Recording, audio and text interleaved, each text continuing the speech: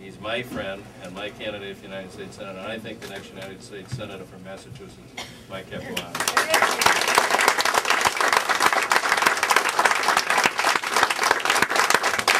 For those of you who don't know, I mean, I worked for Dick in the legislature, and I will tell you that everybody who worked for him had a good work ethic because we had no choice.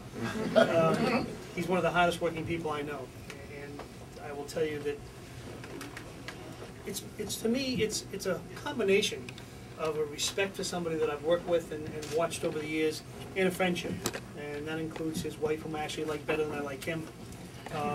It makes me a smart guy, but I can't tell you how kind of both honorable and much of an honor it is for me, and also a little awkward. Dick has been such a leader in the legislature. It's really kind of awkward to sit here and accept his support, because I kind of figure this is a little backwards in some levels. At the same time, it really tells me, you know, what a good friend he is. And not just him. I will tell you that when I work with him, I've made some of my lifelong friends working with him, because these kinds of things form a bond. And you know, I saw Billy Stark and Nick Vasity out there, and you know, I see Sean Canty on a regular basis, and Richard Reardon, and a whole bunch of guys that work that I met through Dick. And you know, they're good people. They just, you know, they just put their heads down and try to make the world a better place to live. And I, you know, another friend of mine from law school.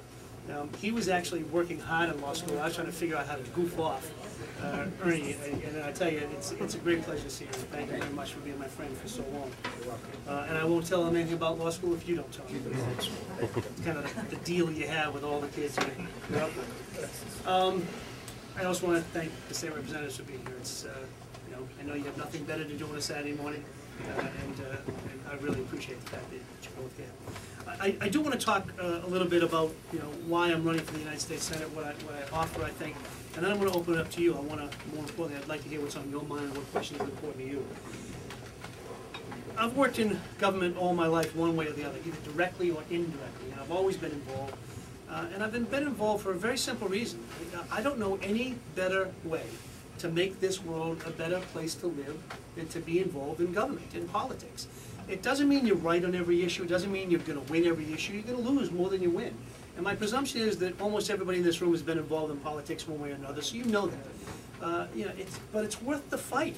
I don't know any other way to bring health care to everybody, to bring education, an equal opportunity for education to every kid, to make sure that our seniors don't have to eat dog food, that they have enough heating fuel, that they have a decent house to live in. Those things are important, and they're not just things. They're not just words. They're not just things that we put on a campaign literature. They're very real. And anybody who doesn't understand that, for me, I want people who run for high office. I don't think we get it often enough. But I think I want people who run for high office who've actually been in the front lines of political life. And I use the story all the time. If you've never taken a call at 5 o'clock on a Friday afternoon from a senior citizen who's about to run out of heating fuel, then you really don't know what you're made of for this job. And it doesn't mean you're a bad person, but these jobs are very important. When that call comes in, and I've gotten them, I know Dick's got them, I know Jen's got them, I know the job, we all do, or something like that, what do? I'm no different than anybody else. At 5 o'clock on a Friday or 6 o'clock on a Friday night, I want to put my feet up like everybody else does, spend some time with my family, have a beer, oh, not a beer, of course, have a glass of milk, and just relax, just like everybody else does. But the question is, do you let that call go to voicemail? Get it on Monday, worry about it later. Or do you get up and get the call? And if you do take the call, what do you do about it? Do you say, well, geez, I can't help you, but here's a phone number, call somebody else? Or do you get up off the couch and go help? For me, if you've never done those kinds of things, then you really have less knowledge of what, even the United States Senate. Now, those are not the things necessarily the U.S. Senator does, but it's the attitude you have to bring. Do you really want somebody voting on health care who's never taken a call from somebody who's had a problem with health care? Do you really want somebody voting on whether to send your sons and daughters into harm's way who's never had a look in the mirror and do that?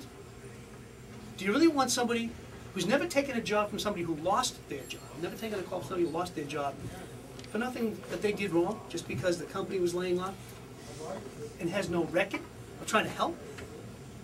I'm a politician. I know that that's a word that most people run away from. They want to be an elected official. I'm a politician because I like doing those things. Not a job to me, if you want the truth. This is what I love doing. There is nothing more satisfying to me than being able to help a senior citizen take care of a health care problem, or get somebody into senior housing, or get somebody a job. I can't do it as often as I want. I wish I could do it for everybody. But I like this. I think that we need more people like that, as opposed to, look, I love the policy stuff. Of course I love being at the table to talk about health care for all. Sure, it's fun, it's enjoyable, it's intellectually stimulating, and it's important. But if I didn't know how it connected to each and every one of your lives in a real sense of the word, if it was just an esoteric academic exercise, then I don't think I deserve this job. I've been doing this all my life. I've chosen to do it. No complaints, I like it. I'll take the arrows, the slings all day long. So be it.